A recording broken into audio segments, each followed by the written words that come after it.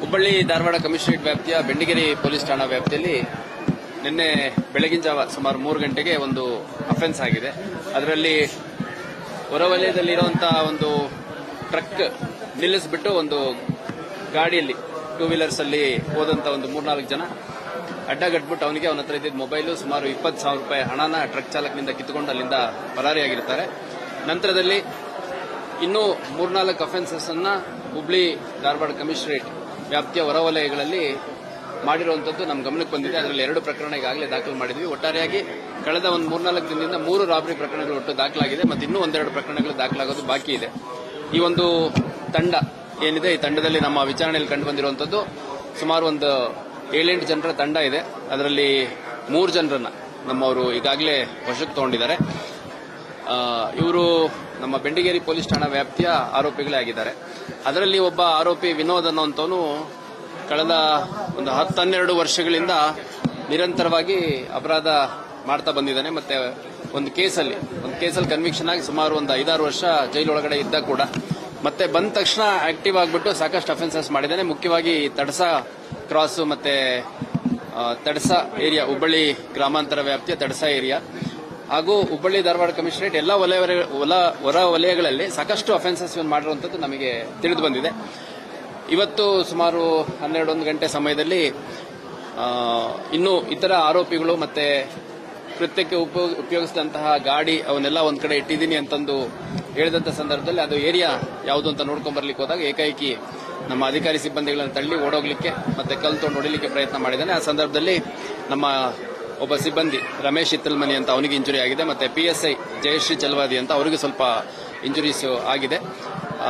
Inspector ಮೇಲೆ ಕೂಡ ಹಲ್ಲೆ ಮಾಡಲಿಕ್ಕೆ ಬಂದಿದ್ದಾನೆ. ಆ ಸಂದರ್ಭದಲ್ಲಿ ಇನ್ಸ್ಪೆಕ್ಟರ್ ಬಚಾವಾಗಿದ್ದಾರೆ.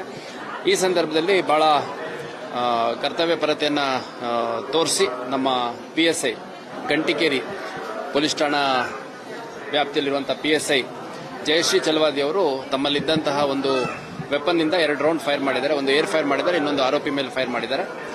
ಈ ಒಂದು ಘಟನೆಯಲ್ಲಿ ವಿನೋದ್ ಅನ್ನುವಂತ ವ್ಯಕ್ತಿಯನ್ನು ಆರೋಪಿ ಇದ್ದ ಅವನ ಬಲ್ಗಾಲ್ಗೆ ಒಂದು ಗುಂಡು ತಗಲಿ ಅಲ್ಲಿ ಕೊಲ್ಯಾಪ್ಸ್ ಆಗಿ ಬೀಳ್ತಾನೆ. ನಂತರ ಅವನ್ನ ತಗೊಂಡ್ಬಂದು ಕಿಮ್ಸ್ಗೆ ಅಡ್ಮಿಟ್ ಮಾಡಿದ್ದಾರೆ. ಒಟ್ಟಾರೆಯಾಗಿ ಈ ಒಂದು ಕೃತ್ಯದಲ್ಲಿ ನಮ್ಮ PSI ಜಯಶ್ರೀ ಚಲವಾದಿ ಮತ್ತು ರಮೇಶ್ ಇತ್ತಲ್ಮನಿ ಇಬ್ಬರಿಗೆ ಸಣ್ಣ ಪುಟ್ಟ ಇಂಜುರಿ ಆಗಿದೆ. ಅವ್ರಿಗೂ ಕೂಡ KMCಗೆ ಶಿಫ್ಟ್ ಮಾಡಿದ್ದೀವಿ. ಈಗ ಸದ್ಯಕ್ಕೆ ನಮಗೆ ಮಾಹಿತಿ ತಿಳಿದಿರೋದ್ರ ಪ್ರಕಾರ 3 ಪ್ರಕರಣ ದಾಖಲಾಗ್ತಿದೆ. ಇಮಿಡಿಯೇಟ್ ಕಾಸ್ ಆಫ್ ಆಕ್ಷನ್ ಈ ಒಂದು ಕೃತ್ಯದ ಇಮಿಡಿಯೇಟ್ ಪಾಸ್ಟ್ ಅಲ್ಲಿ ಅದನ್ನು ಹೊರತುಪಡಿಸಿ ಕೂಡ ಬಹಳಷ್ಟು ಅಫೆನ್ಸಸ್ ಇವರು ಮಾಡಿದ್ದಾರೆ ಅನ್ನುವಂಥದ್ದು ಮತ್ತು ಇವ್ರದ್ದು ಬಹಳ ದೊಡ್ಡ ಒಂದು ಅಫೆಂಡರ್ಸ್ ನೆಟ್ವರ್ಕ್ ಇದೆ ಅನ್ನುವಂಥದ್ದು ಕೂಡ ನಮಗೆ ತಿಳಿದು ಬಂದಿದೆ. ಈ ಹಿಂದೆ ಜೈಲಿಗೆ ಹೋದಂತ ಸಂದರ್ಭದಲ್ಲಿ ಮತ್ತೆ ಹೊರಗಡೆ ಇದ್ದಂತ ಸಂದರ್ಭದಲ್ಲಿ ನಮಗೆ ಸದ್ಯಕ್ಕೆ ಮಾಹಿತಿ ತಿಳಿದಿರುವಂತದ್ದೇ ಇವ್ರದ್ದೊಂದು 14-15 ಜನ ಹುಡುಗರದು ಇವ್ರ ನೆಟ್ವರ್ಕ್ ಅಲ್ಲಿ ಇರುವಂತವ್ರು ಇದ್ದಾರೆ. ಅವ್ರದ್ದೊಂದು ಲೂಸ್ ಗ್ರೂಪ್ ಇರುತ್ತೆ. ಯಾರಾದ್ರೂ ಅಫೆನ್ಸ್ ಮಾಡಬೇಕು ಅಂತಂದಾಗ ಒಂದು 4-5 ಜನ ಕರ್ಕೊಂಡೋದು ಹೋಗಿ 2 ವೀಲರ್ಗಳು ಸಾಧ್ಯವಾದ್ರೆ ಫಸ್ಟ್ 2 ವೀಲರ್ ಥೆಫ್ಟ್ ಮಾಡ್ತಾರೆ. ನಂತರದಲ್ಲಿ ಆ 2 ವೀಲರ್ ಉಪಯೋಗಿಸ್ಕೊಂಡು ಮೊಬೈಲು, ಚೈನು, ದುಡ್ಡು ಈ ತರ ಏನ್ ಸಿಗುತ್ತೆ ಅದನ್ನ ಇವರು ರಾಬರಿ ಮಾಡುವಂತದ್ದು ಮಾಡಿದ್ದಾರೆ. ಮತ್ತೆ ಹೊರವಲಯಗಳಲ್ಲಿ ದೇವಸ್ಥಾನಗಳು ಇದ್ದಂತ ಪ್ರದೇಶಗಳಲ್ಲಿ ಹುಡುಗಿ ಹೋಗಿರುವಂತವ್ರನ್ನು ಕೂಡ ಇವರು ಟಾರ್ಗೆಟ್ ಮಾಡ್ತಿದ್ರು ಅನ್ನುವಂಥದ್ದು ನಮಗೆ ಸದ್ಯದ ವಿಚಾರಣೆಯಲ್ಲಿ ತಿಳಿದು ಬಂದಿದೆ. ಸಾಕಷ್ಟು ಪ್ರಕರಣಗಳು ದಾಖಲಾಗಿಲ್ಲ. ಯಾಕಂದ್ರೆ ಬಹಳಷ್ಟು ಜನ ಒಂದು 5,000-10,000 ಹೋದ್ರೆ ಇನ್ಯಾಕೆ ಕಂಪ್ಲೇಂಟ್ ಕೊಡ್ಬೇಕು ಬಿಡು, ಮೊಬೈಲ್ ಹೋದ್ರೆ ಅದನ್ನ ಇಮಿಡಿಯೇಟ್ ಆಗಿ ಸಿಮ್ ಬ್ಲಾಕ್ ಮಾಡಿಸೋದು ಅಷ್ಟಕ್ಕೆ ನಿಲ್ಲಿಸಿದ್ದಾರೆ. ಹಂಗಾಗಿ ನಾನು ಯಾರ್ಯಾರು ಈ ತರ ವ್ಯಕ್ತಿಗಳಿಂದ ತೊಂದರೆಗೊಳಗಾಗಿದ್ದೀರಿ ಅವರೆಲ್ಲ ಬಂದು ಕಂಪ್ಲೇಂಟ್ ಕೊಡಬೇಕು ಅಂತ ಮನವಿ ಮಾಡ್ತೀನಿ.